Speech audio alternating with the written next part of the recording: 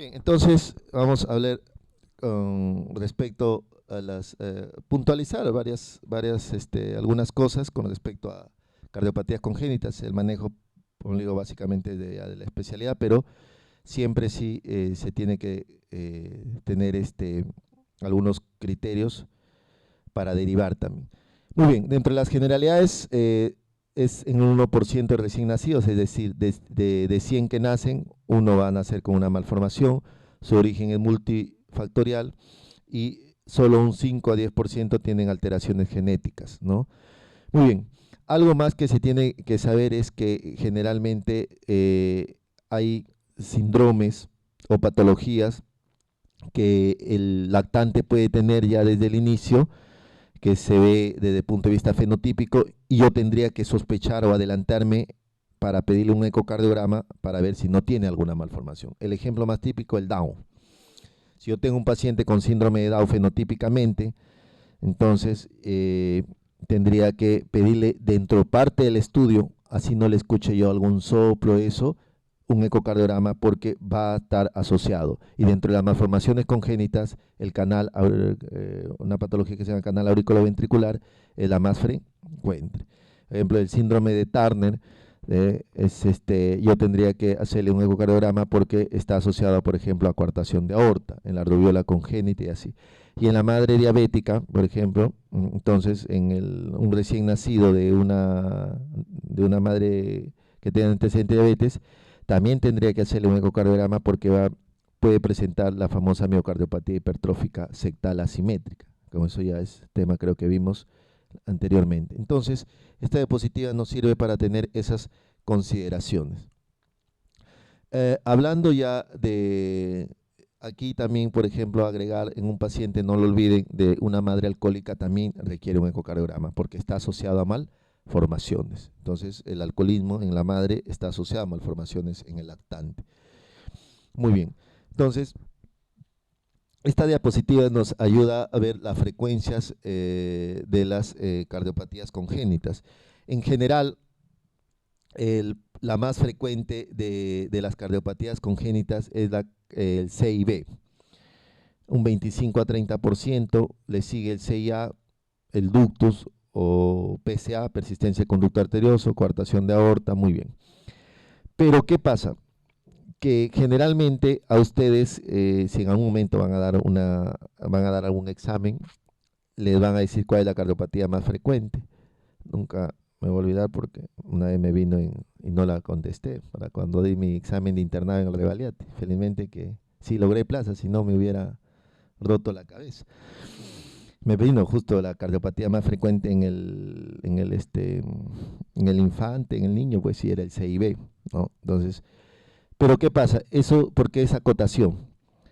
Porque si bien es cierto, esta diapositiva colocan al CB como la cardiopatía más frecuente, pero en términos generales, la cardiopatía más frecuente es la aorta bicúspide, el prolapso de válvula mitral. Entonces, pero que no son consideradas dentro cuando a veces hablamos. Entonces se dicen que a veces es tan frecuente en ciertas zonas que a veces hasta se considera, entre comillas, como ya una variación de un patrón normal. Por eso, pero ya estas sí son consideradas, ojo, la más frecuente. Entonces, para sintetizar, la cardiopatía más frecuente de todas, exceptuando la aorta bicúspide y el prolaxo, se sobreentiende, es el CIB, de todas. Si a un momento me preguntan la cardiopatía congénita más frecuente en la infancia o al nacer, eso sigue siendo el CIB. Pero si algún momento me preguntan cuál es la cardiopatía congénita más frecuente en el adulto, es el CIA. Entonces, el CIA es la cardiopatía más frecuente en el adulto. Muy bien. Entonces, ¿y por qué será eso? ¿Qué nos hace deducir eso? Si el CIB es el más frecuente al nacer y el CIA en el adulto, y son cardiopatías congénitas, eso quiere decir que nace con el lactante, con el neonato, quiere decir que el CIB en un gran porcentaje, si es pequeño sobre todo hasta un 80%, llegan a cerrar. Entonces, algo así, si yo tengo de 100 niños que tienen 100 CIB y tengo 100 niños que tienen 100 CIA, estos niños de repente me cierran el 70%, voy a encontrar 30 en la vida adulta, ¿o no? Me cerraron. Pero el CIA me puede cerrar menos y voy a encontrar, por ejemplo, 70. Entonces, en el adulto, ¿cuál sería la cardiopatía congénita más frecuente? El CIA. ¿Por qué? Porque el C y B cierran la mayoría, sobre todo si es pequeño, hasta un 80%. Entonces, esa es la razón. Muy bien.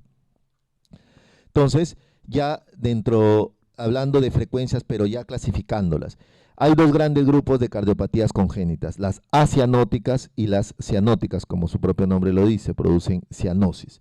Dentro de las acianóticas hay una subclasificación, hablamos de Chang, de izquierda a derecha. El CIB promedio 30%, el PCA 12% y el CIA. Y dentro de esas, como obstructiva, la estenosis pulmonar 8%, la coartación de aorta 6% y la estenosis aórtica un 5%. Y dentro de las cianóticas, el Chang va de derecha a izquierda, ellas, la tetralogía de Fallot es la más frecuente. Y la transposición de grandes vasos en un 5%. Muy bien. Si algún momento a mí me preguntan entonces, ¿cuál es la cardiopatía congénita cianótica más frecuente? Voy a marcar Fallot. Pero si a mí me preguntan cuál es la cardiopatía congénita más frecuente al nacer, va a ser la transposición de grandes vasos. La transposición de grandes vasos. Entonces es la más frecuente al nacer. Le sigue la atresia tricuspidia al nacer. Muy bien. Entonces, esta es otra clasificación, más de lo mismo, simplemente para que ustedes lo tengan, ya hacen acianóticas y cianóticas y de acuerdo si el flujo pulmonar es normal o el flujo pulmonar está aumentado. Muy bien, miren, entonces esto más que eso, como le digo, es un tema que a veces es un poquito memorístico, ¿no? Entonces, pero bien, en algún momento vamos a encontrar algunas diapositivas que para hacerlo un poquito didáctico, que nos puedan, por ejemplo, miren cuál de las siguientes cardiopatías se caracteriza por hipoflujo pulmonar. Muy bien. Todas las, si nos ubicamos, la otra vez dije una pizarrita para las siguientes, que es importante, mucho me gusta utilizar la pizarra, pero ubiquémonos, mire chicos, el lado derecho del corazón, el lado izquierdo, ¿correcto? Muy bien. Del lado derecho, ¿qué arteria sale? Del ventrículo derecho, ¿qué arteria sale? La pulmonar, muy bien. Del lado izquierdo, la aorta, correcto, muy bien. En las cardiopatías congénitas acianóticas, el Chang es de izquierda a derecha, o sea, de izquierda a derecha. ¿Dónde va a haber un mayor hiperflujo? ¿En el lado izquierdo o en el lado derecho? Derecho, correcto, muy bien. Entonces, si hay un mayor hiperflujo, es obvio pensar, entonces la arteria pulmonar va a manejar un mayor hiperflujo, correcto, muy bien. Entonces, las acianóticas, que son Chang de izquierda a derecha, manejan un mayor hiperflujo. Entonces, si nosotros sabemos, dentro de ellas hay las tres típicas, CIB, CIA y PCA, entonces, ¿qué tendríamos que haber hecho ahí? Entonces, descartar la A, la B y la C. La E, ventana aortopulmonar, quiere decir, es casi lo mismo, pero en otro nivel que la persistencia del conducto arterioso. Es decir, hay una ventana que comunica la aorta a la pulmonar. Yo le hago una pregunta. O sea, esto ya era simplemente razonamiento, si no se acordaba. ¿Quién maneja mayor presión, la aorta o la pulmonar? ¿Y el flujo iba a ser de izquierda a derecha o no? En una ventana aortopulmonar. Si la aorta maneja mayor flujo. El Chang, ¿va a ser de izquierda a derecha o de derecha a izquierda? De izquierda a derecha, porque la aorta maneja mayor presiones, ¿correcto? Entonces, en esta patología de ventana aortopulmonar, la pulmonar va a recibir el mayor flujo de la aorta, va a estar congestionada. Entonces, ¿cuál de las siguientes cardiopatías se caracteriza por hipoflujo pulmonar? Lo único de la estenosis pulmonar, pues es obvio también. Si yo encuentro una estrechez a nivel de la válvula pulmonar, me va a llegar poco al flujo pulmonar. Pero también, si es que ustedes, bueno, le digo, tuvieran tenido una buena memoria, tenemos, miren, flujo normal o disminuido, dentro de las acianóticas estaba la estenosis pulmonar, ¿correcto? Miren, acianótica con flujo normal o disminuido, encima tiene hipertrofia ventrículo derecho, la estenosis pulmonar. Muy bien. Entonces vamos a hablar de las más frecuentes, la comunicación intraauricular. Les mencioné que era la cardiopatía congénita más frecuente de la dulto. El defecto es a nivel del septum interauricular, es decir, el septum que une las dos aurículas. Predominio es de sexo femenino, 2-1, es decir, de 3, 2 van a ser mujeres y 1 varón. Generalmente hay 3, se clasifican en 3. Sea ostium primum, sea ostium secundum y el sea tipo B, ¿correcto? Muy bien. Entonces, la mayoría de literatura no consideran, porque alguien me puede decir, doctor, pero yo leí que eran 4. ¿Cuál? El sea tipo seno coronario. Muy bien. ¿Por qué no lo consideran la mayoría de literaturas al CIA tipo ostium coronario como un propiamente dicho un CIA? Porque el Chan del CIA de tipo coronario es de derecha a izquierda. ¿Y estas qué nos dice? El Chan es de izquierda a derecha. Por eso no se considera. Por el mismo razonamiento, si es que considerarían eso, deberían considerar al foramen orbital permeable, porque es el más frecuente. Porque el Chan del foramen orbital permeable es de derecha a izquierda. Entonces, ella básicamente, su Chan es de izquierda a derecha. Por eso quedan 3, el ostium primum, el ostium secundum y el ostium seno venoso. Muy bien. El ostium secundum generalmente es céntrico. Acá como vemos, el ostium secundum generalmente es donde estaba la membrana oval permeable. El tipo ostium primum generalmente es en la base, casi al nivel del septum aurículo-ventricular, es abajo casi a nivel de donde salen las aurículo-ventriculares, el septum ostium primum, como acá vemos. Y el tipo seno venoso, hay 2. Seno venoso superior, si estaría a la altura de la desembocadura de la vena cava superior, y el tipo seno venoso inferior, si estaría a la altura de la desembocadura de la vena cava inferior, ¿correcto? Muy bien. Entonces tenemos, el tipo ostium secundum es el más frecuente, 60%, otras literaturas dicen hasta un 70%, miren, ¿correcto? Como lo vimos acá, miren, entonces hay se pierde la continuidad entre el septum a nivel de la aurícula derecha y la aurícula izquierda. Ubicación medio sectal a nivel del septum. El tipo ostium primum es generalmente parcial a nivel más o menos del canal aurículo-ventricular. Está ubicado en porción baja del septum interauricular, lo que le decía, sobre las válvulas aurículo-ventriculares, y va asociado a un cleft de valva anterior mitral. Por eso generalmente está asociado a una insuficiencia mitral, el del tipo ostium primum. El tipo seno venoso, menos porcentaje, este ostium primum generalmente es hasta 20-25% la literatura. El tipo seno venoso hasta 15 puede, algunas literaturas mencionan. Cerca de la desembocadura de la vena cava superior es más frecuente, es decir, el tipo seno venoso superior que la desembocadura de la vena cava inferior. El tipo seno venoso de la cava superior puede ir asociado a la famosa patología de drenaje anómalo de venas pulmonales. Muy bien.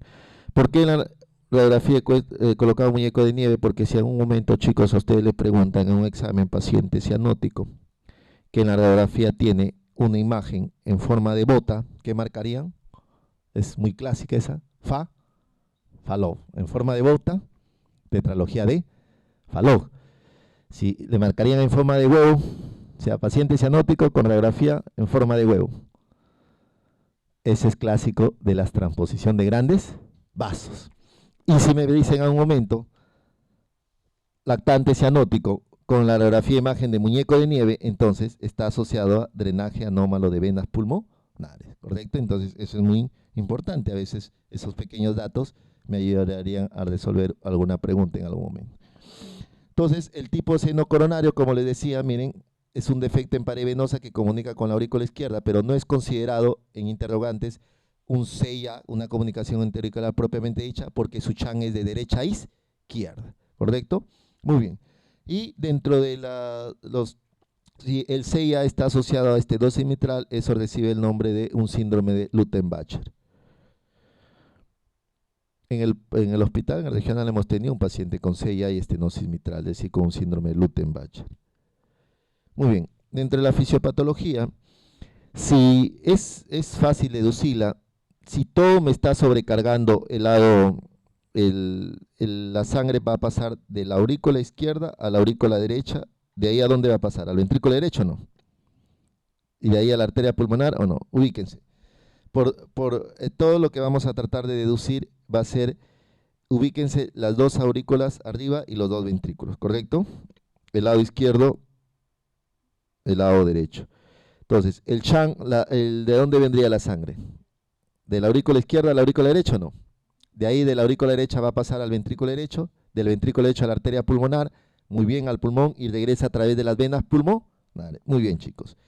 En función a eso, el CIA, como es un chan de izquierda a derecha, ¿va a dilatar la aurícula derecha o no? De hecho, no solamente la aurícula derecha, también el ventrículo derecho. Y va a sobrecargar el circuito pulmonar entonces y las cavidades derechas. Doctor, ¿y para qué me sirve eso? ¿Por qué? Porque yo en la radiografía de tórax, entonces tengo que buscar crecimiento de cavidades derechas, ¿correcto? O tengo que buscar aumento de la arteria pulmonar dilatada. Muy bien, en el electrocardiograma yo tengo que buscar también hipertrofia, crecimiento del lado derecho. Entonces, para eso me sirve saber la fisiopatología. La clínica, la mayoría son asintomáticos en la infancia.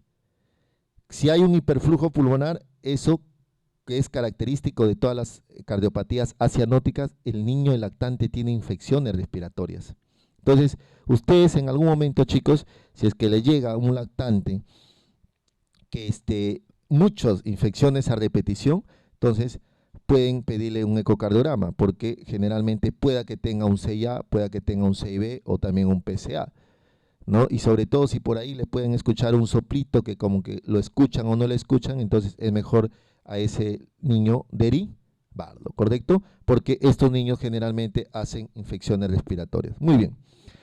Según el grado del CHAN, de la comunicación, debutan a los 30 a 40 años, por eso se considera la cardiopatía congénita más frecuente en el adulto, porque generalmente va a dar molestias a los 30 a 40 años. Puede debutar como una insuficiencia cardíaca, puede debutar con arritmias supraventriculares, con hipertensión pulmonar o con el síndrome de Eisenmenger, que ya vamos a ver qué es. Y lo de estos generalmente es de ostium secundo, pero los ostium primum generalmente debutan a mayor temprana edad con una insuficiencia cardíaca o una insuficiencia mitral, ¿correcto? Entonces, ¿cuál es el mensaje de esto? Que generalmente estos pacientes van a debutar generalmente entre la tercera o cuarta década. Muy bien. En la auscultación, lo característico del CIA es el desdoblamiento amplio y fijo del segundo ruido. Es decir, al referirse que es fijo, lo voy a auscultar tanto en inspiración como en expiración. Un soplo sistólico pulmonar de hiperflujo y si es un ostium primum, un soplo sistólico de insuficiencia mitral. Como vimos, el ostium primum puede estar asociado a una insuficiencia mitral. Muy bien. Dentro de las exploraciones complementarias en el electrocardiograma, si es un ostium secundum, que es el más frecuente, va a haber sobrecarga del ventrículo derecho, más bloqueo incompleto de rama derecha, el eje a la derecha. Si es ostium primum, como va asociado a una insuficiencia mitral, puede haber el eje a la izquierda. Muy bien. Como vamos a seguir hablando de esto, vamos a recordarlo. Cuando yo hablo en el electrocardiograma, que es muy importante, ¿cómo me sugiere a mí crecimiento de aurícula derecha? A ver, entonces, para hacerle recordar. A mí me va a sugerir crecimiento de aurícula derecha cuando la onda P es mayor de 2.5 milímetros, es decir, la famosa P pulmonar o P picuda, en las derivadas D2, D3 y ABF, es decir, en las derivadas de cara inferior. Eso me sugiere crecimiento de aurícula derecha en el EKG. Muy bien. ¿Cuándo me sugiere a mí crecimiento de aurícula izquierda en el EKG? Cuando la onda P en ancho es mayor de 0,12 segundos, es decir, mayor de 3 cuadraditos en ancho, en la derivada de 2, de 1 a BL, B5 y B6. ¿Correcto? Muy bien. ¿Cuándo a mí me sugieren el electrocardiograma hipertrofia del ventrículo derecho? Cuando en la derivada BV1, en la V1, la onda R es mayor de 7 milímetros. Entonces, eso es importante tenerlo en cuenta. De todo lo que es electrocardiograma, esos los criterios. Y para hacerle recordar, cuando a mí me sugiere hipertrofia del ventrículo izquierdo, lo acabo de mencionar en la primera ponencia, el famoso Sokolov. Cuando S1 en V1 y V2, la onda S en V1 en V2 más la onda R en V5 o V6 es mayor de 35, ¿correcto? Muy bien. Muy bien, chicos. Y esta imagen, ya la otra vez también lo mencionamos algo. En el lado derecho, ¿cuántos lados veo yo de la silueta cardíaca? Importante. Entonces, no se olviden, se va a ver dos. La vena cava superior y la aurícula de derecha. Entonces, solo dos. En el lado izquierdo, ¿cuántos se ven?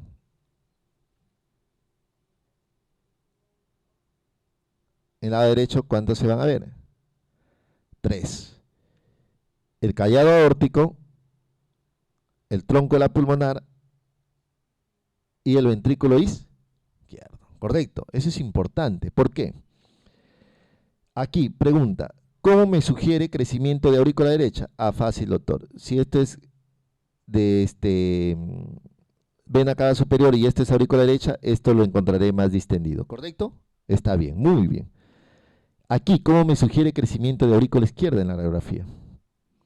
Si es que no se ve, ¿cómo me sugeriría crecimiento de aurícula izquierda?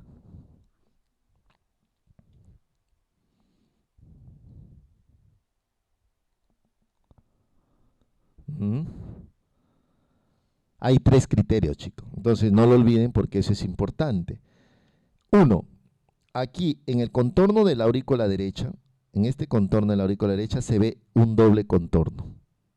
Entonces, ese es uno de los tres criterios de crecimiento de aurícula izquierda. Entonces, en este contorno de aurícula derecha se ve clarito, en pacientes que tienen la aurícula izquierda grande, un doble contorno. Aquí lo vería doble contorno. Muy bien. Ese es un criterio.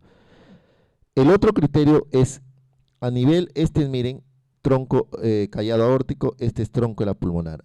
Al terminar el tronco de la pulmonar hay una dilatación del tronco de la pulmonar en la parte terminal y eso quiere decir que la orejuela izquierda está agrandada y ese es otro criterio de crecimiento de aurícula izquierda. Y el tercer criterio es que como la aurícula izquierda está en la parte de atrás y está crecida, levanta o rectifica al bronquio principal izquierdo. Es decir, el bronquio principal izquierdo que sale de acá, que se debe salir en diagonal, sale un poco rectificado. Entonces, esos son los tres criterios de crecimiento de aurícula izquierda. Y eso es importante conocerlo porque a mí me va a sugerir. Y para crecimiento de ventrículos. Entonces, en primer lugar, tengo que tener un índice cardiotorácico mayor de 0,5.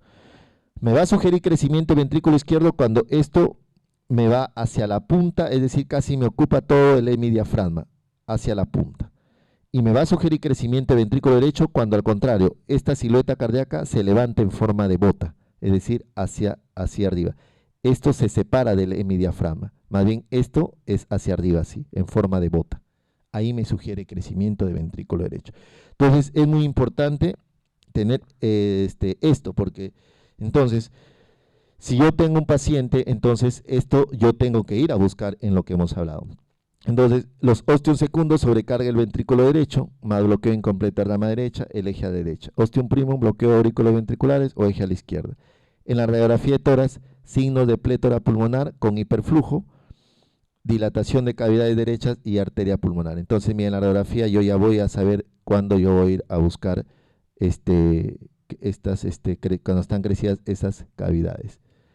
Muy bien, el ecocardiograma me da el diagnóstico y también me sirve para el seguimiento. Cateterismo se realiza sobre todo para estudiar si tiene una hipertensión pulmonar grave.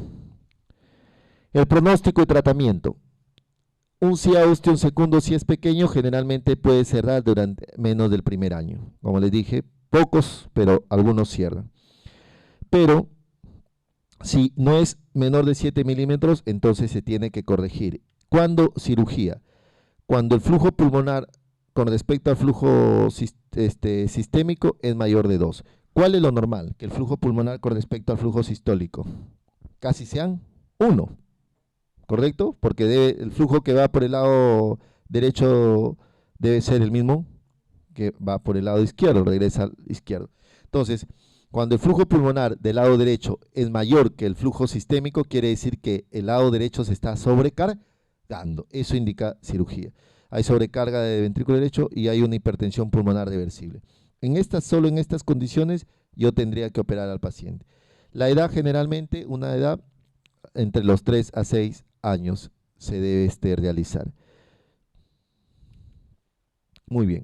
Entonces, para realizar, miren, esto puedo hacerlo de dos maneras. O abrirle el corazón y cerrarlo, el tejido, el de acá, lograr cerrar a través de un parche y suturarlo. O ahora lo más actualizado y que es mejor para el paciente, no abro el corazón, sino entro por la arteria femoral y le coloco un dispositivo que se llama Amplaxer. Miren, se coloca y se cierra el CIA. Entonces ya no es necesario abrir el corazón. Muy bien, el CIB es un defecto en el septum interventricular, puede ser único o múltiple. El septum, entonces el CIB también tenemos 4 tipos de CIB. El más frecuente, el perimembranoso, un 60-70%. Miren, este es el ventrículo izquierdo, el ventrículo derecho, y miren el CIB. El Chang, miren, de izquierda a derecha, miren. Siempre miren la flecha de izquierda a derecha el Chang.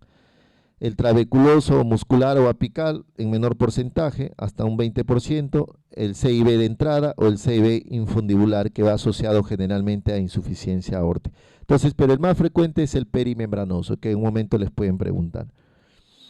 Entonces, dentro de la fisiopatología igual. Si el CIB es pequeño, se va a auscultar un soplo pansistólico o holosistólico en región paraesternal izquierda, tercer, cuarto espacio intercostal. Si el CIB es grande, entonces el Chang de izquierda a derecha es de alta presión y a veces hasta no podemos escuchar el soplo, porque generalmente las presiones se equipa exacto. Entonces, por eso lo que yo les decía, no necesariamente voy a auscultar siempre un soplo. Pero este CIB de grande es un Chang de izquierda a derecha de alta presión, me va a ver un hiperflujo pulmonar. Insuficiencia cardíaca desde la infancia. Estos pacientes debutan desde la infancia.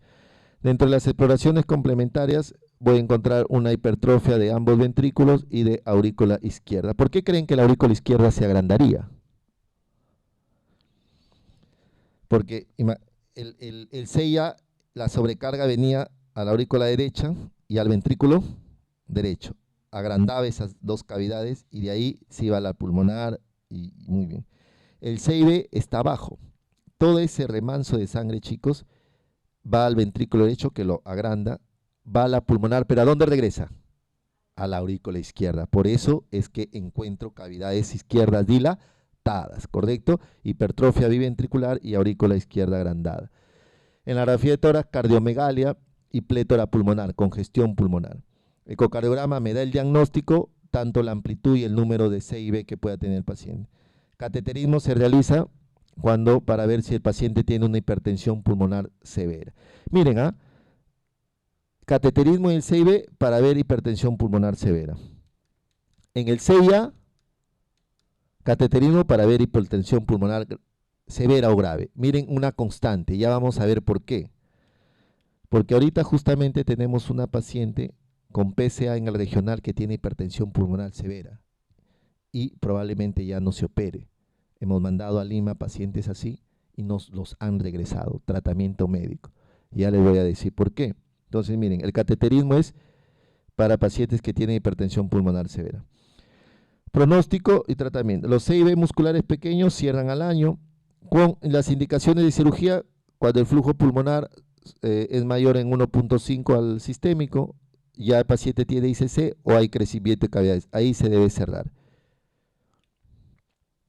Entonces, igual una pregunta en el ENAN, respecto al CIB, dice, vamos a ver, ¿es un cortocircuito de izquierda a derecha, cianótico? Esa sería la falsa, ¿no? De inicio. Es hacia, no, pero ¿qué es un cortocircuito de izquierda a derecha? Sí, Entonces, miren, esta pregunta a veces también ustedes que en un momento probablemente den para la residencia, tienen que leerla bien, porque, de izquierda a derecha, pues así, qué fácil así. Después dicen, no, ha sido trafa. No, el problema es que no leen bien también. Miren. O sea, de izquierda a derecha lo ponen, sí, al toque dicen, no, y comienzan a leer rápido, porque en teoría el tiempo corre.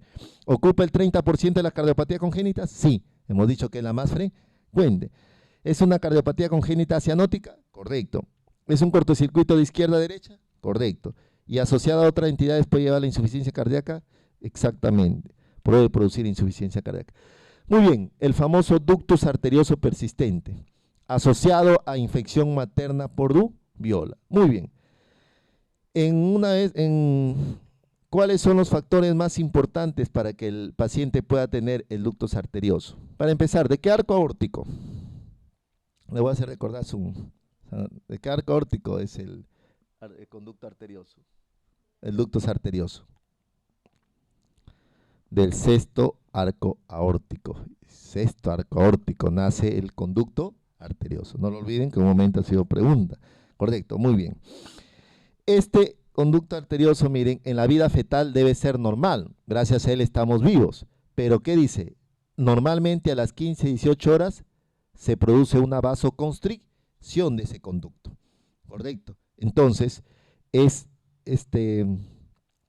pacientes tienen que realizarse. Pero a los 21 días ya se ha fibrosado y se debe cerrar. En todos nosotros, probablemente los que estamos acá presentes tenemos el cerrado ese. Y al rezago de eso, ¿cómo se le llama? Ligamento arterioso. También pregunta de anatomía. Muy bien. Entonces, no lo olviden, a las 15-18 horas se produce una vasoconstricción, se cierra, pero a los 21 días se termina de cerrar por completo. Muy bien.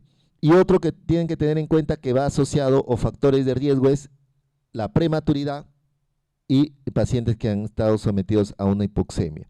Y está asociado a infección materna por rubiola, ¿correcto? ¿Qué es el ductus arterioso? Es la persistencia del mismo de una comunicación entre la aorta y la bifurcación pulmonar. ¿Dónde está el conducto arterioso? ¿Debajo de la subclavia o encima de la subclavia? ¿En la aorta ascendente, callado o descendente? Entonces, está en la aorta descendente, debajo de la subclavia. De ahí sale y se comunica al momento que la arteria pulmonar se va a bifurcar, ¿correcto? Entonces, ojo ahí, no lo olviden. Puede ser aislado o combinado. Y lo que les decía, puede ir a combinado coartación de aorta, válvula aórtica bicúspide, CIB, estenosis pulmonar, es decir, no solamente ser solo. La cardiopatía más frecuente asociada a prematuridad es de ductos, por eso le digo. Entonces, nunca también los que van a dar un momento de examen de residencia, lean el ENAN. En el 2005, yo me he revisado, pues, como enseño en el CTO, me he revisado todos los bancos del ENAN de residencia. En el 2005 una pregunta del ENAN ha venido igualita en el 2012 de residencia, igualita. Entonces siempre vienen preguntas coincidentes. Entonces, si se dan cuenta, viene simple. Felizmente que las preguntas de cardiopatía congénita, como vamos viendo, vienen simples. Dentro de la fisiopatología, entonces, es un CHAN a nivel de aorta a pulmonar. Como la aorta maneja mayores presiones, el CHAN es de izquierda a derecha. Hay un hiperflujo a nivel pulmonar, se sobrecarga de trabajo del lado izquierdo, porque acá miren, o sea, va a ir de la aorta la sangre a la pulmonar, más abajo todavía, por decirlo así, ¿no? Ya no es el ventrículo izquierdo, sino en las arterias. Recibe la pulmonar ese flujo grande, ¿y a dónde creen que va a ir? Pulmón, y regresa ¿a dónde? A cavidades izquierdas. Por eso hay crecimiento de cavidades izquierdas. Muy bien. En la clínica va a haber un pulso arterial saltón, y esto es lo característico. El soplo continuo sistodiastólico o de Gibson en el foco pulmonar o debajo de infraclavicular izquierda. Entonces, también llamado en maquinaria de Gibson. Si la hipertensión pulmonar es severa, se invierte el CHAN, se produce cianosis y el famoso síndrome de Eisenmenger. Entonces llegábamos acá. El síndrome de Eisenmenger, chicos, entonces miren, quiero que se imaginen, tanto en el CIA pasa de la aurícula izquierda a la aurícula derecha sangre, ¿correcto? De la aurícula derecha pasa al ventrículo y de ahí a la arteria pulmón, nada, lo comienza a sobrecargar. Esa arteria pulmonar, en otras palabras, igual, del CIB, del ventrículo izquierdo, pasa al ventrículo derecho a la arteria pulmonar. En el PSA, de la aorta pasa a la arteria pulmonar, sobrecarga la arteria pulmonar. La función de la arteria pulmonar es tratar de evitar que algún daño vaya al lado derecho del corazón o al mismo pulmón. Entonces, cuando siente ustedes que están sintiendo que se viene una, con fuerza una presión y están bajo una compuerta, ¿qué tratarían de hacer? Cerrar la compuerta, es obvio. Entonces, ¿qué hace la arteria pulmonar? La arteria pulmonar lo primero que hace, como ya lo vamos a ver más adelante, ese cerrado de compuerta, haciendo el parangón, la analogía, lo va a producir una vasoconstricción refleja. Trata de cerrar su luz, su diámetro, su calibre, bajo una vasoconstricción refleja. Cuando eso sucede en la arteria pulmonar, eso le llamamos hipertensión pulmonar pasiva. Pero como no logra, por vasoconstricción, contener toda esa sobrecarga de la que hemos estado explicando, comienza a haber cambios. ¿Qué hace? Hipertrofia la media.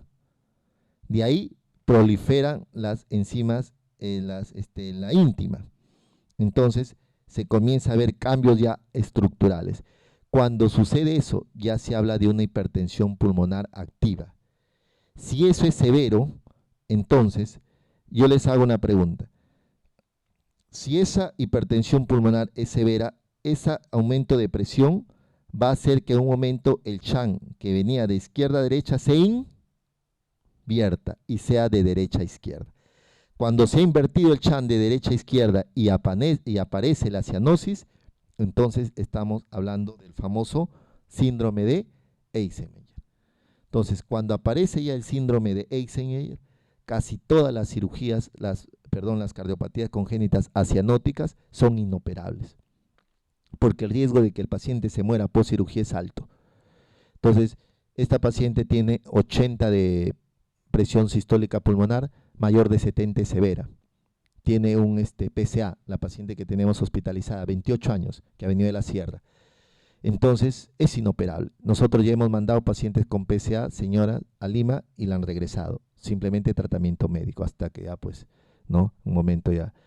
Entonces, esto es importante para nosotros. Entonces, en estos pacientes, aparte del diagnóstico, es ver la presión de la arteria pulmonar, porque cuando es severa, se invierte el shunt, se produce cianosis y el famoso síndrome de Eisenmenger. Muy bien, pruebas complementarias en el electro, va a haber una hipertrofia biventricular y de aurícula izquierda, lo mismo que en el CIB. En la radiografía de tórax, cardiomegalia, plétora pulmonar, pronóstico de tratamiento. Si es pequeño, cierra durante la lactancia, pero si ya es grande, se tiene que operar. Igual, se puede hacer toracotomía o también se puede hacer cerrar ahora igual a través con un amplaxer. Muy bien, vamos a hablar sobre la coartación de aorta.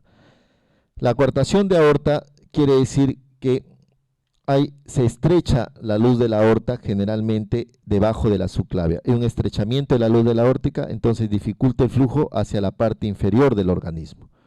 Muy bien, ese estrechamiento siempre va a ser tras la salida de la arteria subclavia, ¿correcto? Tras la salida de la arteria subclavia. Entonces, ahí va a ser postductal o preductal, ¿correcto? Entonces, o antes de la salida del conducto arterioso o después de la salida. Importante, ¿no? Doctor, sí. La sintomatología prima más la parte hemodinámica antes que el electro, o sea, en la clínica, ¿no? Sí. Justamente ahorita antes de empezar esto le vamos a aclarar cuándo yo sospechar, porque lamentablemente la clínica es la misma. O sea, el CIA, el CIB y el PSA se va a presentar el lactante con la misma clínica. Entonces, ¿qué es lo que a mí me hace sospechar de uno u otro? Porque el diagnóstico me lo da el ecocardiograma. Entonces, por ejemplo, es un lactante que viene con infecciones respiratorias frecuentes y sintomatología de ICC. ¿Cuál? Nosotros para que sea un lactante, ahí no le vamos a preguntar, obvio, como vamos a ver en el tercer tema, si usted camina una cuadra, no. Los síntomas de ICC en el lactante generalmente son lactancia entrecortada. ¿Qué quiere decir eso? El paciente lacta un poquito, como que se duerme, exacto. Y otro, sudoración profusa al lactar. El paciente, el niño empapa su polito. Entonces, si eso nos refiere la madre y lo ve un poquito agitado, nosotros lo vemos utilizando, como dice, musculatura accesoria, los famosos tirajes. Entonces, tenemos ahí infecciones respiratorias a repetición y clínica, dícese. ¿Qué es? Entonces, nos lo va a dar el soplo. Si el soplo es paraesternal, sistólico y que se irradia a todos los focos, es un característico CIB. Si el soplo es debajo de la subclavia o en foco pulmonar, sistodiastólico, entonces eso será un PCA. Pero si escuchamos en el foco pulmonar un desdoblamiento tanto del fijo y amplio del segundo ruido, eso va a ser un CIA. ¿Por qué? Porque si le pedimos electrocardiograma, crecimiento de cavidades izquierdas, yo le hago una pregunta, me sugiere crecimiento de las cavidades izquierdas, tanto el electro como la radiografía. Recordando un poquito su anatomía, ¿esta qué sería? La arteria izquierda. Esta es la arteria carótida común izquierda. Esto es tronco, braquio, no es en el lado derecho, no es que salen las dos por separado. El tronco brachiocefálico se divide en subclavia derecha y carótida común de derecha. ¿Correcto? Muy bien. Entonces, de aquí a esta altura más o menos es el conducto arterioso, que aquí es donde llega, donde justamente la pulmonar se está ramificando, tanto en la arteria en pulmonar derecha o pulmonar izquierda, ¿correcto? Cuando persiste, ¿sí? Conducto, entonces, por eso es lo que le decía, de la aorta viene la sangre, acá esto se va al pulmón, ¿correcto? Muy bien. Entonces, la coartación de aorta puede ser siempre, y esa es pregunta de examen, es debajo de la subclavia, siempre. Pero si en algún momento está acá, la coartación, pues en otro momento va a estar acá. Si está acá, ¿qué sería? Yo trazo una línea imaginaria, ¿sería preductal o no?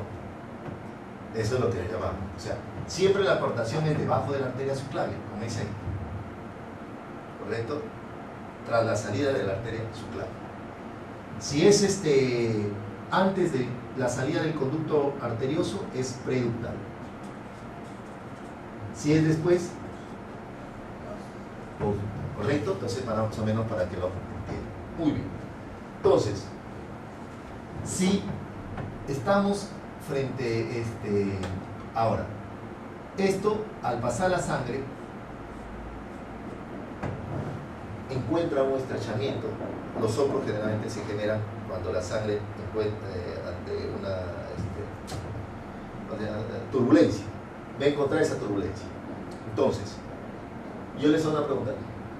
En la aorta, ¿solo pasa sangre en la sístole o en la diástole? No, pasa en todo el ciclo cardíaco. No, correcto. Entonces, por eso generalmente es un soplo continuo, sistodiastólico, interescapular, lo que les dije en el ejemplo del paciente con coartación de aorta. Correcto. Muy bien. ¿Por qué? Porque es un soplo, tanto va a pasar sangre tanto en la sístole como en la diástole. Entonces, desde ahí ya sabemos muy bien. Ahora, yo les hago acá una pregunta. Acá imagínense el brazo izquierdo. La presión, ¿dónde será mayor?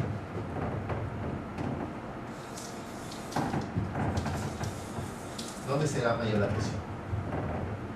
Primero, ¿en los miembros superiores o en los inferiores? En los superiores. ¿Por qué? Efectivamente, porque está pasando poca sangre. Está pasando poca sangre. Y sabemos que la aorta, más o menos de ahí a este nivel, se va a dividir ilíaca. ¿correcto? Ya. De ilíaca común y de ilíaca externa, de ahí se va a salir la femoral, ¿entienden? El flujo viene hacia la parte descendente es menor. Por eso los pulsos en miembros superiores es mayor que los miembros inferiores. ¿Correcto? Muy bien. Otra cosa, cuando le presenté el caso, le hablé del caso del paciente 200 acá y 170 allá. Hay una diferencia. ¿Por qué hay una diferencia? Y hago una pregunta. ¿Dónde creen que es mayor la presión? ¿En el lado derecho o en el lado izquierdo? Miren la imagen. Ahí, que es mayor o menor. ¿Por qué?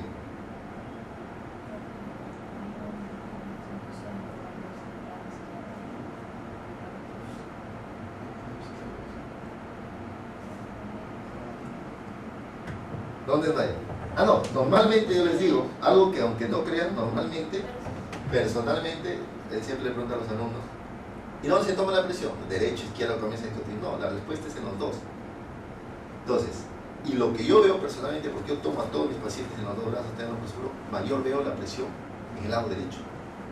A lo que en teoría se creía que el lado izquierdo maneja mayor presión.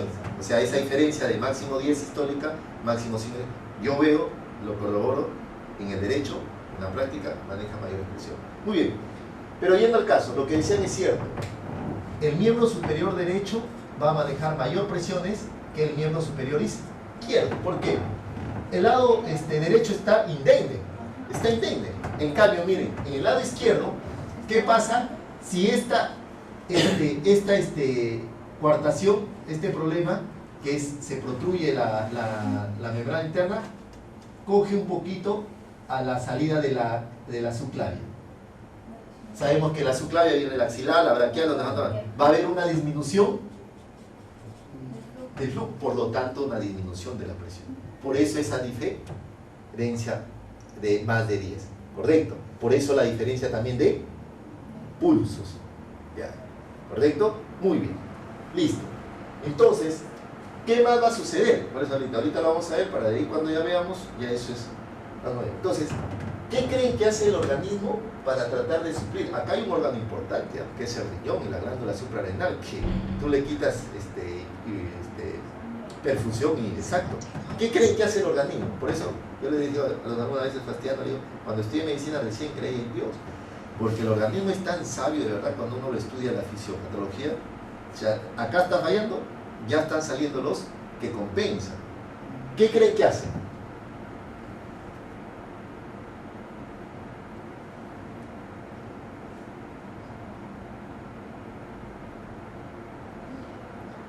Entonces, miren chicos, a esta aorta le van a comenzar a llegar ¿quiénes? Las intercostales. En otras palabras, comienza a haber una circulación colateral. La principal, la mamaria interna. La mamaria interna es la que suple a las intercostales. No es la única, son varias, ¿correcto? Muy bien. Un momentito. ¿Aló? ¿Sí él habla?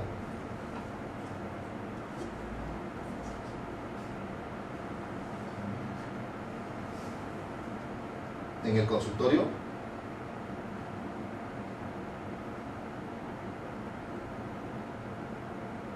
Sí, aló, dígame.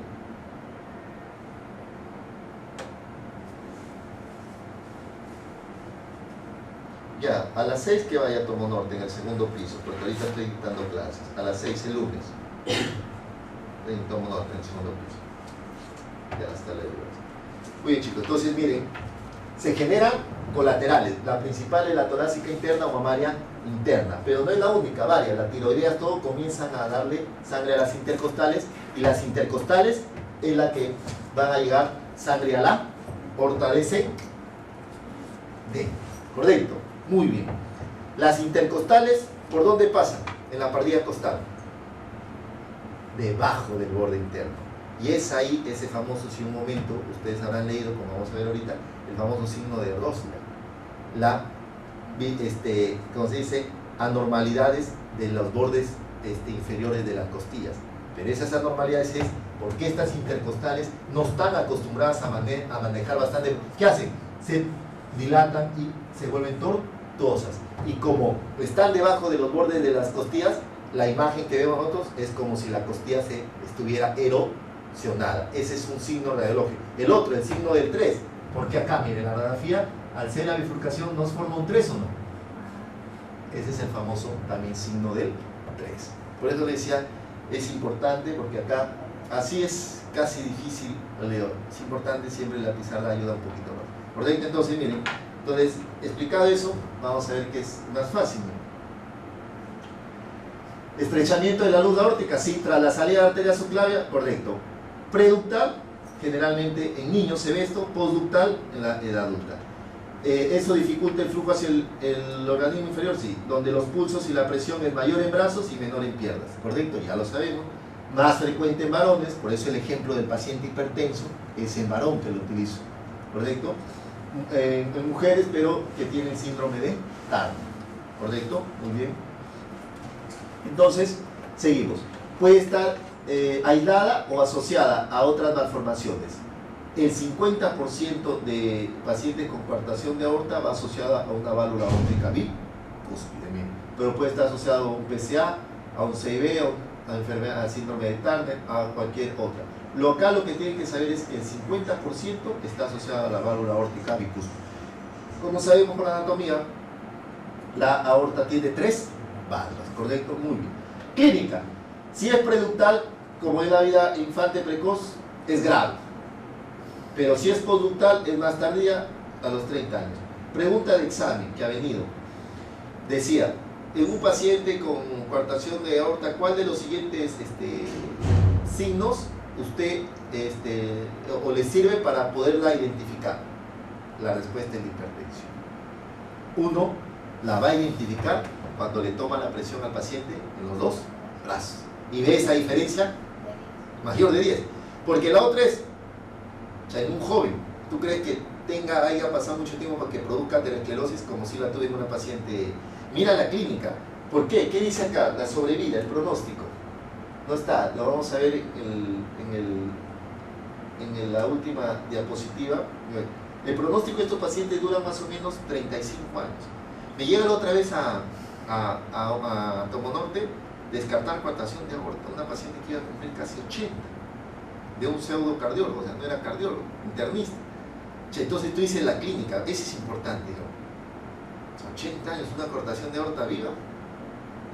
Bueno, efectivamente, le tomé el pulso acá imperceptible, acá presión alta, pero bueno, de ahí el pulso de acá como el de acá, normal, ¿eh? O sea, no se sentía esa disminución. Acá sí era imperceptible su pulso del miembro izquierdo, imperceptible, casi nada. Acá, normal, más bien presión alta, acá le encontré casi 180. El pulso de acá era igual de los miembros inferiores. Entonces dije, los pulsos son iguales. Voy a escuchar soplo, no soplaba por ningún lado, de verdad. Ah, no, le dije, señora, miren, no me parece que sea coartación, mire, le digo, por su edad eso, probablemente una obstrucción, y dicho hecho. Le hice una arteria, ya tenía disminución del flujo. Le pedí una angioresonancia, se la hizo en Lima, obstruida la salida de la subclavia, 90%, y acá cuando se convertía axilar. ¿Y cuál era su clínica? De ahí indagando, algo que no había hecho, o sea, que cuando lavaba o planchaba, se le cansaba, se le dormía. O sea, una hipoperfusión casi marcada. Entonces, ¿por qué? Importante saber la clínica, los síntomas, la clínica, los síntomas. Entonces, esos pacientes hay que sospecharlos por hipertensión, pero generalmente es gente joven, en promedio 30 años, ¿correcto? Muy bien. Pero no es el único signo. ¿Qué me puede dar? Cefalea, epistasis. Esto más que todo va asociado a la hipertensión. Frialdad en miembros inferiores por la disminución del flujo, claudicación intermitente. El paciente dice, doctor, yo camino y me duelen los famosos gemelos, ¿no? Con el paciente los choclos, el paciente puede utilizar sus términos, ¿no? Muy bien. Listo, la exploración, diagnóstico, hay disminución en el retraso en el pulso femoral, ya sabemos por qué, más bien presión en las extremidades superiores, pulso débil, más presión baja en extremidades inferiores, palpación de vasos colaterales. Usted, si es varón joven, y van a ver clarito los latidos de las intercostales, de verdad, clarito lo ven. Acá dice palpación. Diferencia más de 10 o 20 milímetros de mercurio. Vasos colaterales, miren, la muesca de Rosberg en la radiografía de tórax. En la superficie inferior de las costillas, un tercio interno de las costillas. Se ve esas muescas. Este es el famoso, el soplo, como les dije, soplo mesosistólico, sistodiastólico en la espalda, interescapular. El EKG, si hay hipertensión, va a haber hipertrofia. En la radiografía el signo de Rosberg y el signo del 3. Acá se ve el signo del 3. Muy bien. Y acá está, miren. No sé si lo logran ver. Acá miren estas deformaciones. ¿Sí? Miren estas deformaciones. Por ahí pasa las arterias intercostales y ahí es ese famoso signo de Rosberg. Entonces, pero todo es explicado por la fisiopatología. Pero es importante, en la próxima sí voy a exigir obligatoriamente una pizarra, ¿no le digo? Muy bien. Ahí se ve clarito esta deformación. Muy bien. Entonces, el ecocardiograma es útil y me hace el diagnóstico. Por eso les dije en ese paciente que les puse ejemplo de hipertensión, un ecocardio, que me hace el diagnóstico. Pronóstico y tratamiento. De complicaciones en la aorta me puede producir aneurisma, una rotura, infectarse, o como está asociado a polígono, aneurisma del polígono de Willis, puede poner hemorragias, endocarditis también. Sin tratamiento la supervivencia es 40-50 años máximo. Entonces le digo a la paciente, me llegó casi de 80. O sea, por eso los datos epidemiológicos sirven. Tratamiento, cirugía reparadora. Muy bien, yo le hago una pregunta.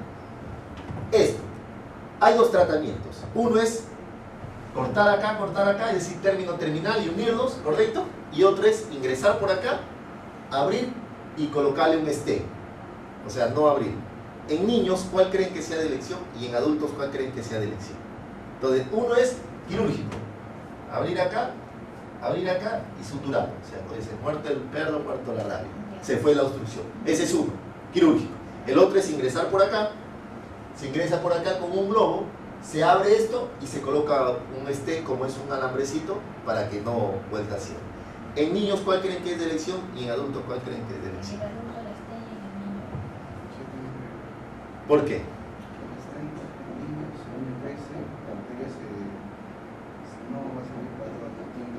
Exacto. En niño tiene que ser quirúrgico, porque si yo le coloco el stent en el niño crece, va a crecer su arteria también. Y el stent le va a producir, jugaría un papel de émbolo, ¿no? O sea, y le va a producir una necrosis fatal, le puede producir. Por eso, el razonamiento es exacto. Entonces, efectivamente, las complicaciones, aquí está. Quirúrgico recomendado en niños y dilatación percutánea mediante catéter con globo y no prótesis, una prótesis, lo que les decía, en adultos, ¿correcto? Muy bien. Entonces, vamos a hablar sobre, entonces, ya esto les adelanté. Todas las acianóticas con hiperflujo pulmonar, con chat de izquierda a derecha, entonces, a las finales, ¿en dónde terminan? En la hipertensión pulmonar, lo que les decía. Grado 1, pero este ya es una hipertensión pulmonar activa, ya, cuando ya hay cambios estructurales, pero lo primero que se realiza es una hipertensión pulmonar pasiva, la vasoconstricción. No se logra eso, comienza con los cambios. El primer cambio es la hipertrofia de la media, el segundo es la proliferación de la íntima, el tercero se fibrosa la íntima y el cuarto ya cuando hay lesiones plexiformes, ya esto es anatómico, la anatomía, hablamos ya de un grado severo. Entonces, eso, miren, el inicio es un proceso pasivo y reactivo, lo que les decía, la vasoconstricción. Cuando es más grave, entonces, ¿qué pasa? Ahí aumenta la presión en el cortocircuito de izquierda, cianosis, fisiología de Eisenberg. ¿Qué dice? Contraindica la cirugía del embarazo. Por eso le decía, ya cuando probablemente que tenga nuestra paciente. Entonces, si hay hipertensión, antagonista de receptores endoteliales, inhibidor de fosfodiesterasa, trasplante pulmonar, inhibidor de fosfodiesterasa, 5. Todavía no lo llega a usar con respeto. Sí, sí. Para amenazarla. Es el famoso sildenafil. El sildenafilo es inhibidor de la 5-fosfodiesterasa. Le digo, es para. Tiene uno especificidad en los vasos pulmonares, por eso es que lo utilizamos. Exacto, por eso, correcto. Para despertarlo, caballero. Muy bien. Listo. Entonces, miren, ahora pasamos al otro grande grupo. El primer grupo fue con hiperflujo, es decir, de chat de izquierda a derecha con hiperflujo pulmonar. Este es al revés, las famosas cianóticas con hipoflujo pulmonar. Cuadro clínico, debutan con una hipoxemia, cianosis. Si es grave, puede ser mortal. Si es menos grave, me da un cuadro de síndrome de hipoxemia parecido a la fisiología de Eisenberg. Y si es crisis hipoxémica aguda, me hace la tetralogía de Fallot. Muy bien, vamos a hablar de la tetralogía de Fallot. Frecuente al año de recién nacido. Doctor, ¿de qué le sirve saber eso? En algún momento, si ustedes le preguntan, paciente cianótico de 10 meses, 12 meses, 14 meses, con mucha probabilidad le están hablando de tetralogía de Fallot. Pero si dice recién nacido con cianosis, con mucha probabilidad de transposición de grandes vasos. Entonces eso es importante, porque es frecuente generalmente al año de nacidos. 4 componentes: obstrucción al flujo del ventrículo derecho. Esa obstrucción me hace que es hipertrofia del ventrículo derecho, me produzca un CIB y también está asociado a un acabalamiento de la aorta. Si se asocia un CIA, le llaman pentalogía de Fallot, ¿correcto? Muy bien. Puede estar asociado a otras patologías. Muy bien, la fisiología, el cortocircuito es de derecha a izquierda, porque puede haber, miren, esta estenosis, esta obstrucción al flujo del ventrículo derecho puede ser a nivel del tracto de salida del ventrículo derecho o en la misma válvula pulmonar, es decir, producir una estenosis pulmonar severa. Entonces, el flujo se va a invertir. Más o menos acá lo vamos, si lo podemos.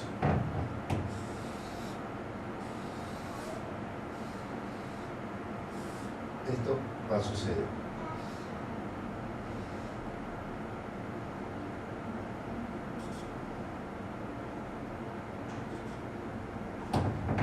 Entonces, en este paciente, ¿qué pasa? Hay una obstrucción. Esta obstrucción puede estar acá a la salida del tracto de salida del ventrículo derecho.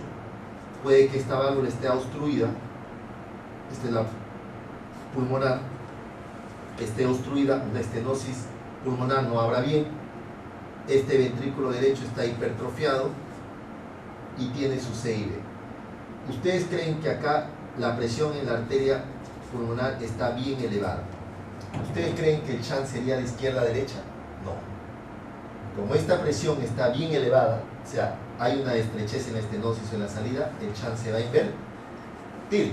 Correcto, muy bien. Como el shunt se invierte, chicos, ¿qué sangre está pasando acá? CO2, desoxigenada. Se mezcla con la oxigenada. De acuerdo a la gravedad del shunt, la aorta sabemos que sale hacia el cerebro, hacia el riñón. Imagínense que se mezcla. Exacto. Ahí es donde proviene la cianosis. ¿Correcto? Entonces, ojo ahí. Muy bien. Seguimos.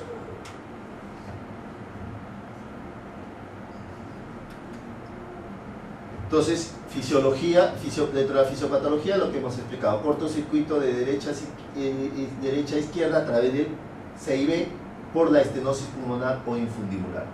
Si hay un espasmo infundibular, aumenta el cortocircuito y se producen las crisis hipoxémicas, ¿correcto? Si hay una crisis hipoxémica, puede producirme un infarto cerebral.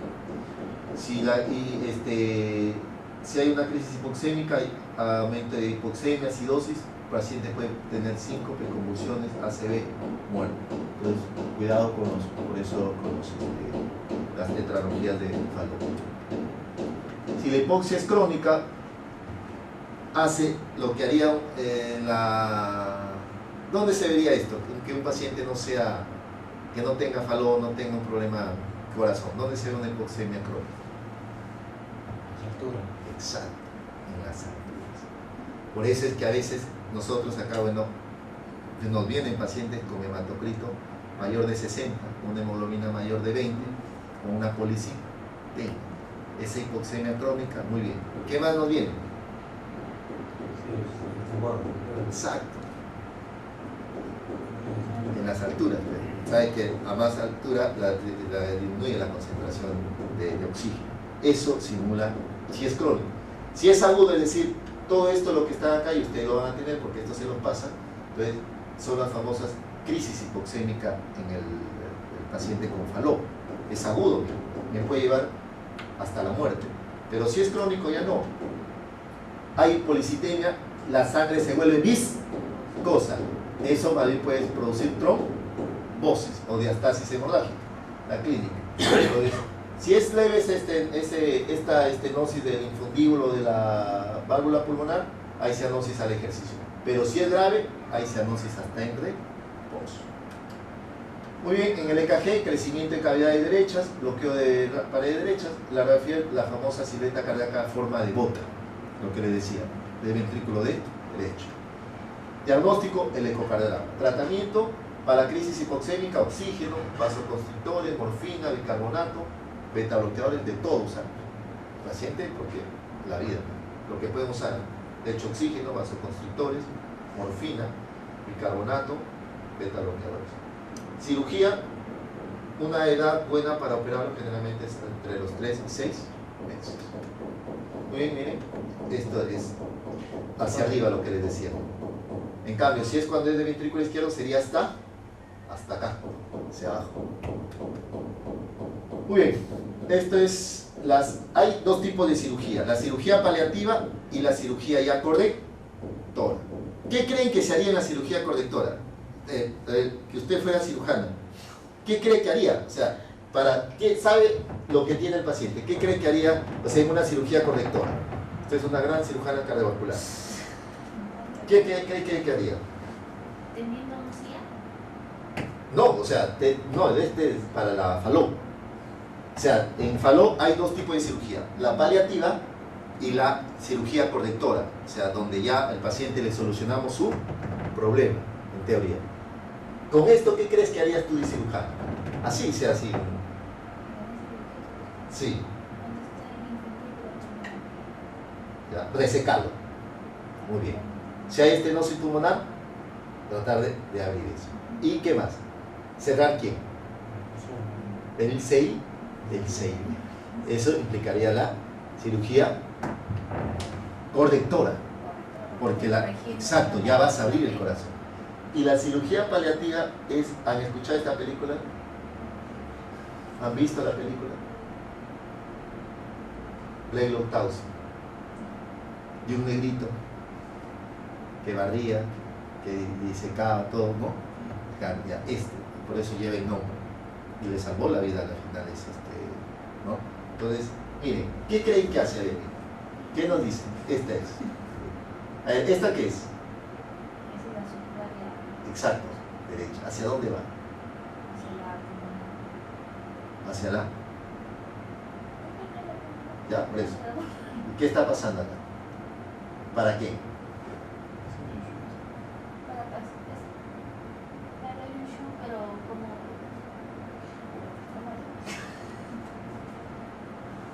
Trate de oxigenarse, ¿no? Exacto. Entonces, pero este es paliativo, puede ser para salvarle la vida rápido. O sea, los que son diestros disecan, jalan, le colocan, esto puede ser con la misma, o un tubo como acá, un tubo modificado, o con la misma arteria lo pueden hacer, como una colateral. Pero es para salvarle la vida al paciente. Pero le da la cirugía correctora, mejorar esta hipertrofia, cerrar el CIB y mejorar si hay cirugía correctora. Entonces, miren, lactante con cardiopatía congénita, en la teleradiografía de corazón y grande base evidencia imagen en forma de gota. ¿Qué es la cartera probable? Presentado médico 2012, no muy lejos. Entonces, no, por eso le digo, si le viene en huevo, la posición de grande vasos, en muñeco de nieve, drenaje venoso. Muy bien, entramos a ver a la anomalía de Einstein. Una pregunta. Sí. ¿Por qué se da vasoconstrictores en este caso de Ferragin? Vasoconstrictores. Vasoconstrictores. Sí, eso es lo que usted ha... Sí. Muy bien, vamos a ver.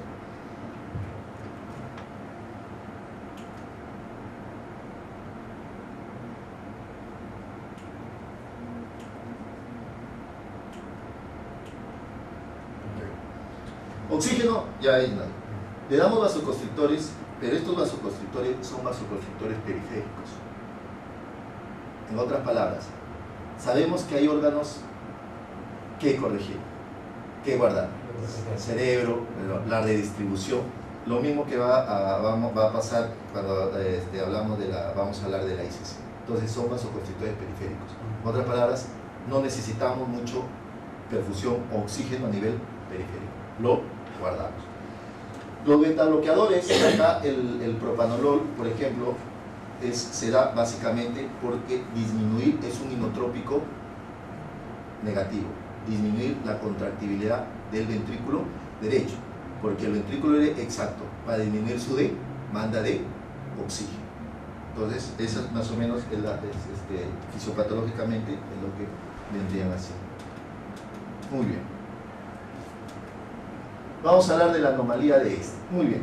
Normalmente, para ver esto y que lo entiendan, ¿las válvulas auriculoventriculares están en el mismo nivel o no? Y si la respuesta es no, ¿quién está más cerca a la punta? Le dibujo acá un corazón. La pregunta es, de que sea el lado derecho y el lado izquierdo. La tricúspide que está acá, ¿está al mismo nivel de la mitral? ¿O la mitral está más cerca al ápice? ¿O quién de las dos está más cerca al ápice? Si la respuesta es que no están al mismo nivel. Normalmente. El eje del corazón, la tricúspide está más abajo. O sea, la respuesta sería que no están en el mismo nivel. No está en el Bueno, ya. Eso es cierto. Pero ahora, ¿quién está más cerca al ápice?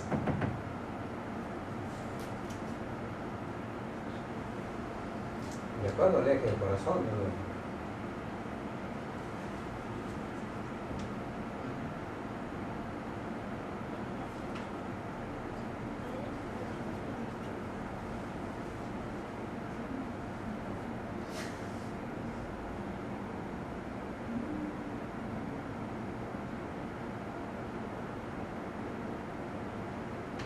La que está más cerca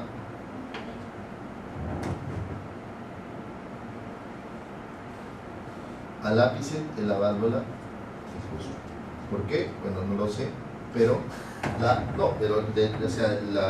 anatomía lo refiere, que la válvula tricúspide no está en el mismo plano que la válvula mitral, está más cerca al ápice. Muy bien.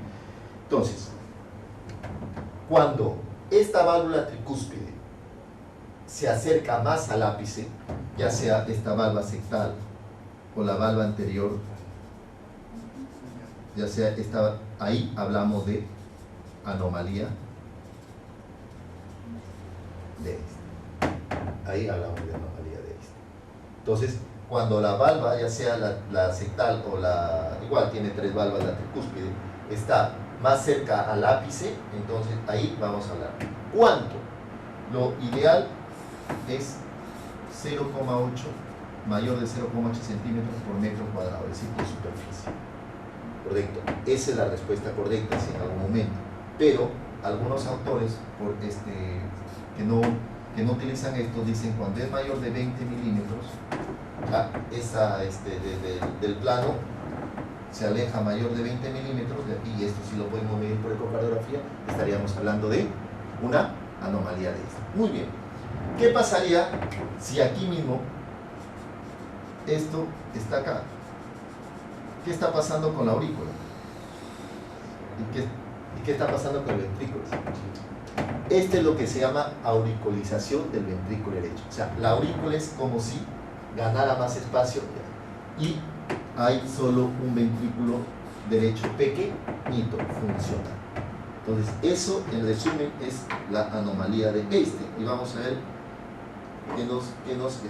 aquí está, miren. Entonces, miren la válvula mitral, ¿a qué nivel está? En teoría la válvula tricúspide, ¿qué nivel está? Entonces, miren, esta es la valva, ¿cuánto ha descendido desde el plano auriculoventricular? Entonces, miren la válvula tricúspide. Entonces, miren, todo esto sería la aurícula, la nueva aurícula, entre comillas. Por eso se le conoce auriculización del ventrículo derecho. Miren el ventrículo derecho, solo todo este pequeño. Muy bien.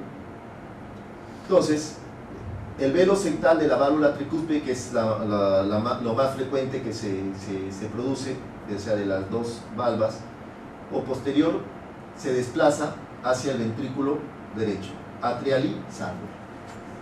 Está asociada hasta un 50% a C y B.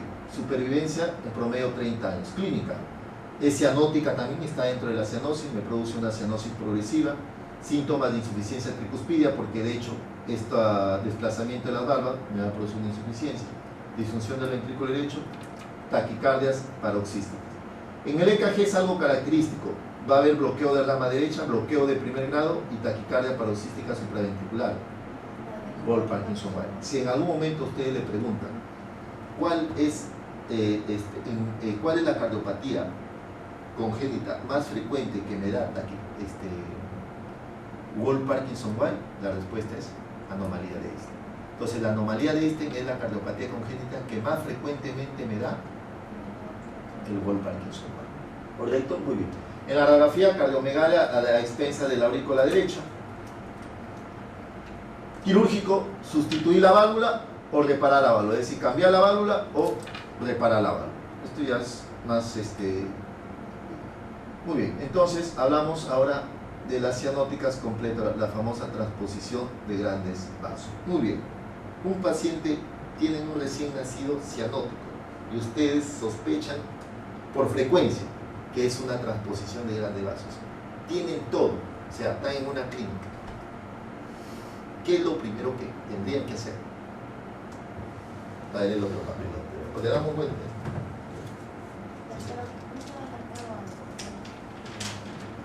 De hecho.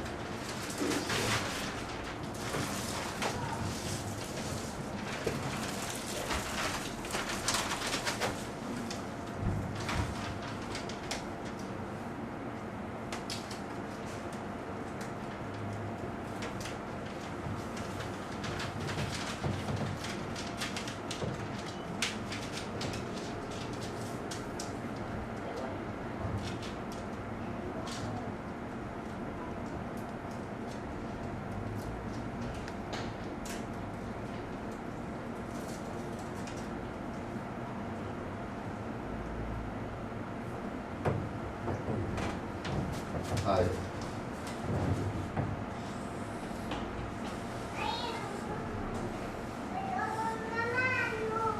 ¿Esta es la pulmo?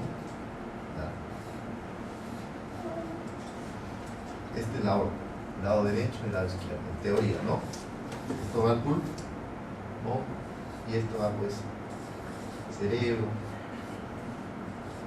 riñón, todo, tratar de... Eso es lo normal. Pero ¿qué pasa? Aquí. Que este es... Ahora, ¿de dónde sale? Entonces, el lado derecho sale la aorta. El lado izquierdo sale la pulmonar. Entonces, sabiendo eso ustedes y hacia dónde va, ¿qué es lo primero que tendrían que hacer?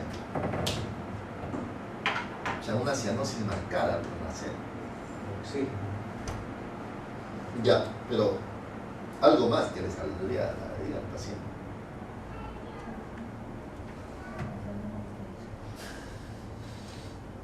Porque miren, haciendo esto es sangre desoxigenada, ¿no? O sea, pura sangre desoxigenada le iría a la aorta.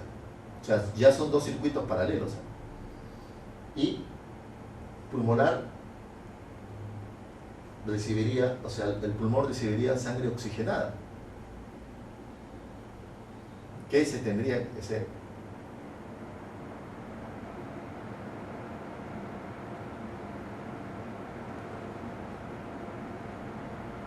¿Qué creen? Ahí estás, la primera cianótica a nacer es la transposición de grandes vasos, les dije. La segunda es la atresia tricuspide. A estas dos frecuentemente se le conoce como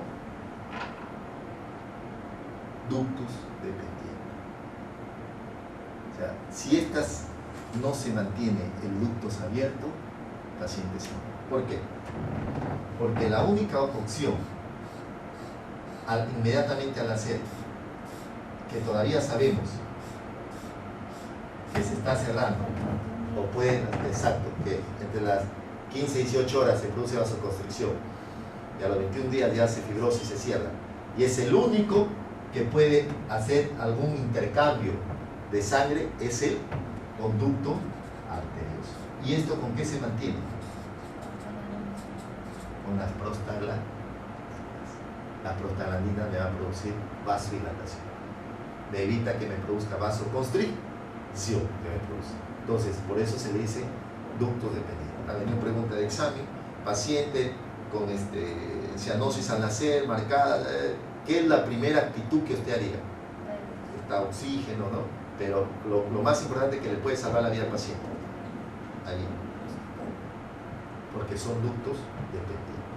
Entonces, gracias a la naturaleza, miren, tenemos en pediatría, recientemente tenemos un niño que tiene transposición de grandes vasos, pero no está muy cianótico, porque gracias a la naturaleza, ¿qué ha hecho? Su seive, exacto. Y es aquí donde también, acá, se ingresa, acá va a haber un procedimiento de Ranskin, que es ingresar y tratar de mantener también un seive a comunicación, porque si no, no habría de otra manera. Entonces, el niñito acá no está tan mal, porque tiene un seive grande, donde se va a producir ese intercambio al menos de eso. Pero lo primero es prostaglandina en ese momento.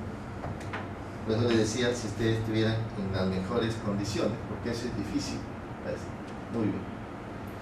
Entonces, miren, se puede asociar de frecuente recién nacidos, varones, de preferencia, se asocia a CIA, PCA o CIB, porque generalmente son ductos dependientes. La aorta sale del ventrículo derecho, delante de la arteria pulmonar, y la pulmonar sale del ventrículo izquierdo, detrás de la aorta. Se cambia su anatomía. Entonces, miren, acá está. En teoría, esto es lo normal, pero miren acá. Del ventrículo derecho sale a la aorta, pura sangre, como dice, desoxigena, nada. Entonces, son dos circuitos paralelos. Hay dos circulaciones paralelas, sangre en el ventrículo izquierdo de la pulmonar regresa a la aurícula izquierda, igual la aorta regresa a la aurícula derecha, necesariamente una comunicación. Entonces, PSA. Si se cierran, hay una cianosis intensa. ¿Qué le doy? Prostaglandina. Mezcla de sangre oxigenada y no oxigenada. Necesariamente necesita una comunicación. Si el foramen vulvar está permeable, excelente, tratar de seguirlo manteniendo abierto a través del procedimiento de Ranskin que le digo, o ojalá que haya un CIA, un CIB.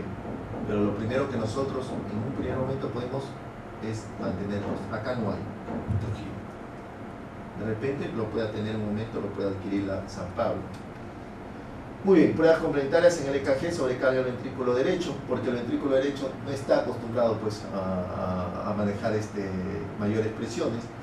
Respiratorias, y hay un hiperflujo pulmonar, base cardíaca se estrecha, la base se estrecha y del resto se ovala. Por eso nos da la forma de huevo, lo que le decía, la posición de grandes. Diagnóstico ecocardiográfico, angiotomografía, resonancia. 90% fallecen al año. El tratamiento, creación de un CIA, atriosectoscopía percutánea Ranskin, corrección anatómica, un chis arterial. O sea, cambio. Simplemente ahora la pulmonar lo pasan acá y de hecho ese paciente tiene que estar en bomba, una bomba artificial que haga de corazón, chis arterial. Muy bien, miren la imagen en forma de la base del corazón se estrecha y ovalado. Esta es la famosa imagen que le decía en forma de huevo. Muy bien, con eso, esto ya es un pequeño resumen. Con eso hemos terminado. Posición de receso y vendríamos la tercera de la incisión. En la ginecología de calor se podía hacer la operación entre los 3 y 6 meses. Pero si en la clínica dicen que generalmente se presenta al año. No. O sea, si tú diagnosticas un fallo que generalmente que generalmente el paciente lo va a diagnosticar a los 10 meses, 12 meses, 14 meses ya. Tú lo diagnosticas, de acuerdo a la gravedad le vas a hacer una cirugía paliativa. Después de la cirugía paliativa, un tiempo ideal es a los 3 o 6 meses. Ah, de haber diagnosticado. No, de hacerle la cirugía paliativa, o sea, la cirugía correctora. Porque primero le haces la cirugía paliativa. Entonces, eso te va a ayudar con un flujo adicional de sangre, exacto, una comunicación adicional, y después ya le haces la cirugía correctora. A los 3 a 6 meses de hacerle la cirugía paliativa.